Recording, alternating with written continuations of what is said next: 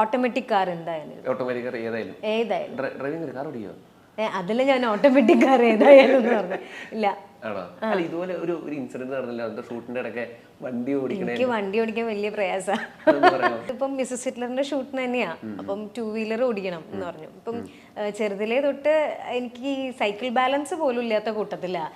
Cycle വീട്ടിൽ വാങ്ങിച്ചു തന്നിട്ടുണ്ടായിരുന്നെങ്കിലും ഈ സൈഡില് ബാക്കിൽ 2 വീലുള്ള സംഭവം ഇല്ലേ, ഈ ഒരു ബാലൻസിന് വേണ്ടിട്ട് വെക്കില്ലേ, അങ്ങനെയാണ് ഓടിച്ച് പരിചയമുള്ളത്. അപ്പൊ ഞാൻ വിളിച്ചപ്പോൾ ഞാൻ പറഞ്ഞു എനിക്ക് വണ്ടി ഓടിക്കാൻ ഇച്ചിരി പ്രയാസമാണ്, സാരില്ല മേഘന നമുക്ക് പഠിക്കാം എന്നൊക്കെ പറഞ്ഞിട്ട് കുറച്ച് പഠിച്ച് വന്നാൽ തന്നെ പഠിച്ചിട്ടൊക്കെയാണ് ചെന്ന് കഴിഞ്ഞപ്പോഴത്തേനും ഇങ്ങനെ ഒരു കയറ്റത്തിലേക്കായിരുന്നു വണ്ടി കയറേണ്ടത്, ഒരു കയറ്റ. അപ്പം ഇച്ചിരി കയറാൻ പ്രയാസം ഉണ്ടായിരുന്നപ്പോഴത്തേനും ചേട്ടൻ നമ്മുടെ അസോസിയേറ്റ് വന്നിട്ട് പറഞ്ഞു, മേഘ്ന അതൊന്ന് ആക്സിലേറ്റർ കൂട്ടി കൊടുത്താൽ മതി, അതങ്ങ് കയറിക്കോളൂ എന്ന് പറഞ്ഞു. ഈ കൂട്ടി കൊടുക്കണമെന്ന് പറഞ്ഞ ആള് ഇറക്കണം എന്ന് കയറി കഴിഞ്ഞതിന് ശേഷം ഇറക്കണം എന്ന് പറഞ്ഞു തന്നില്ല. ഞാനും അതങ്ങ് വിട്ടുപോയി. അങ്ങ് വെച്ചു കൊടുത്തു സംഭവം, അങ്ങ് പറഞ്ഞ സൈഡിൽ കൂടെ ഒക്കെ ആൾക്കാർ പോവല്ലേ. എന്റെ മനസ്സിൽ വെച്ചാൽ നമ്മുടെ മിസ്റ്റേക്ക് കൊണ്ട് മറ്റുള്ളവർക്കും ഒന്നും സംഭവിക്കരുത് എന്നുള്ളൊരു ഒരു ഇത് മാത്രമേ ഉണ്ടായിരുന്നുള്ളൂ. അങ്ങ് നേരെ പോയിട്ട് സൈഡിലേക്കൊന്നും മാറ്റിയില്ല, ഞാൻ നേരെ അങ്ങ് പിടിച്ച്. കാരണം സൈഡിൽ പോയിട്ട് ആർക്കെങ്കിലും ഒന്നും പറ്റണ്ടല്ലോ, സൈഡിൽ കൂടെ ഒക്കെ പാസിങ്ങിന് കുറേ പേര് പൊക്കോണ്ടിരിക്കണ്ടായിരുന്നു. ഫസ്റ്റത്തെ ഒരു കുറച്ച് എപ്പിസോഡിന്റെ അകത്തായിരുന്നു, ആ ഒരു 4 എപ്പിസോഡിന്റെ അകത്തുള്ള ഷൂട്ടായിരുന്നു. അല്ലല്ല, ഒരു വീടിലായിരുന്നു. ആ വീട്ടിലിങ്ങനെ കേറ്റവാ. അപ്പം അന്ന് ഷൂട്ട് മാത്രം എനിക്ക് 19 പേരെങ്കിലും മിനിമം ഉണ്ടാവും. അപ്പൊ അത്രയും പേരിങ്ങനെ നടക്കുവാ സൈഡിൽ കൂടെ പാസിങ് ആയിട്ട്. അപ്പം ഞാൻ നേരെ ജിബായിരുന്നു, ജിബിലേക്ക് അങ്ങ് വെച്ച് കയറ്റി കൊടുത്തു. ഭാഗ്യത്തിന് ആ ചേട്ടൻ ജിബ് പൊക്കി, ക്യാമറയും ജിബും കൂടെ പൊക്കിയപ്പോഴത്തേനും കമ്പിയിൽ ഇടിച്ചിട്ട് തെറിച്ചിങ്ങനെ ഒറ്റ വെച്ച്. ഇല്ല, ഭാഗ്യത്തിന് വീണത് പുല്ലില്ല. പിന്നെ ചോരൊക്കെ ഉണ്ടായിരുന്നു, മുട്ടും കൈയൊക്കെ പറഞ്ഞു. പിന്നെ അപ്പൊ ഹോസ്പിറ്റലൊക്കെ കൊണ്ടുപോയി ഡ്രസ്സിംഗ് ഒക്കെ ചെയ്ത് വീണ്ടും തിരിച്ചു വന്നിട്ട് ആരടി സർ എന്ന് പറഞ്ഞു വീണ്ടും നിന്നു. ഫേവറേറ്റ് യൂട്യൂബ് ചാനൽ മൈൽസ്റ്റോണാ, മേഘ്ന സ്റ്റുഡിയോ ബോക്സ്. സ്വന്തമായിട്ട് നോ പറയേണ്ട സ്ഥലത്ത് നോ പറയണം, പറഞ്ഞിരിക്കണം. അതിൽ അവസരങ്ങൾ പോയി എന്നുള്ള എനിക്ക് റിഗ്രറ്റ്സ് ഉണ്ടായിട്ടില്ല, ഇനി ഉണ്ടാവത്തുമില്ല. അത് എൻ്റെതായിട്ടുള്ള കുറേ റൂൾസ് ആൻഡ് റെഗുലേഷൻസ് നമ്മൾക്ക് ഓരോരുത്തർക്കും ഉണ്ടാവില്ലേ. നമ്മൾക്ക് കുറച്ച് കാര്യങ്ങൾ നമ്മളുടേതായിട്ടുള്ള പോളിസീസ് ഉണ്ടാവും. അത് താണ്ടി ഒരു കോഡ് പോകുമ്പോഴത്തേനും ഞാൻ നോ പറയും. നേരത്തെ മുതൽ അങ്ങനെയാണ് നോ പറയാൻ പഠിച്ചിരുന്നോ? ഇല്ല, നേരത്തെ നോ പറയാൻ വലിയ ബുദ്ധിമുട്ടായിരുന്നു എനിക്ക്. കാരണം എനിക്ക് എന്താണെന്നറിയോ, ഞാൻ എന്തൊരു പൊട്ടിയാന്ന് ആലോചിക്കണേ, എനിക്ക് അവർക്ക് വിഷമാവുമെന്ന് തോന്നും. അയ്യോ, അവരെങ്ങനെ ചോദിച്ചിട്ട് നമ്മൾ നോ പറഞ്ഞു കഴിഞ്ഞാൽ അവർക്ക് വിഷമാവില്ലേ എന്ന് ഫീൽ ചെയ്യും. പക്ഷെ അങ്ങനെ പറയുന്നത് കൊണ്ട് നോ പറയാത്തത് കൊണ്ട് കുറേ പ്രശ്നങ്ങൾ വന്നിട്ടുണ്ട്.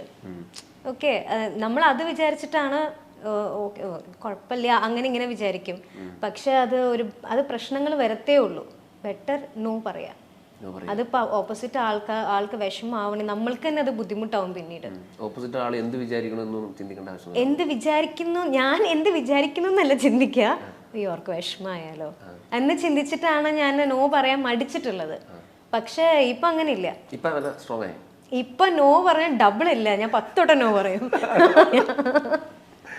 അടുത്ത്, ഞാൻ വേറെ ലെവലാണെന്ന് സ്വയം തോന്നിയ നിമിഷങ്ങൾ ലൈഫിൽ ഉണ്ടായിട്ടുണ്ട്? ഒരിക്കലും തോന്നിയിട്ടില്ല. ഇത്ര സീരിയലൊക്കെ അഭിനയിച്ചല്ലേ, വേറെ ലെവലോ? അയ്യോ, ഞാനൊരു സാധാരണ ഒരു പെൺകുട്ടിയാ. വീട്ടില് നിങ്ങളുടെ അടുത്ത വീട്ടിലൊക്കെ കാണുന്ന ഒരു സാധാരണ, വേറെ ലെവലാണെന്നൊന്നും എനിക്ക് ഇതുവരെ തോന്നിയിട്ടില്ല. അങ്ങനെ തോന്നാനായിട്ട് ഇപ്പൊ എന്താ ഉള്ളത്? ഇല്ലില്ല, വേറെ ലെവലൊന്നും, സാധാരണ ഒരു പെൺകുട്ടിയാണ്.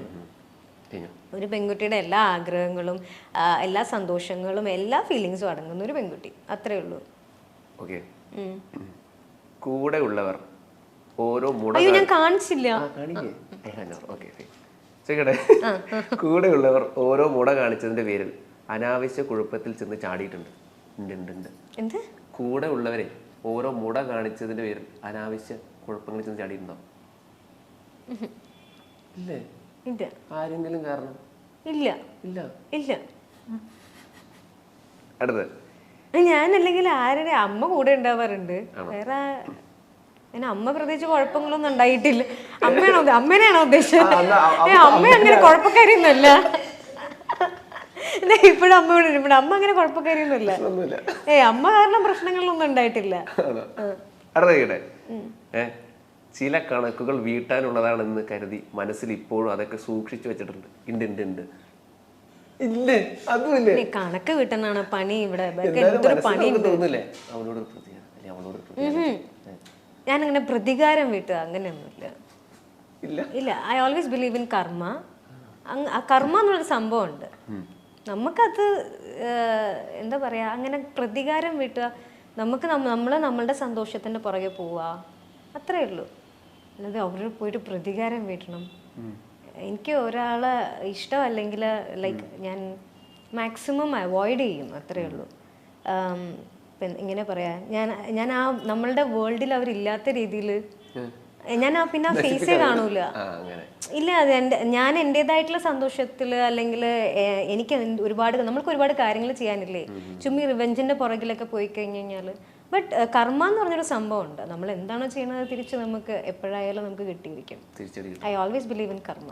ഓക്കെ.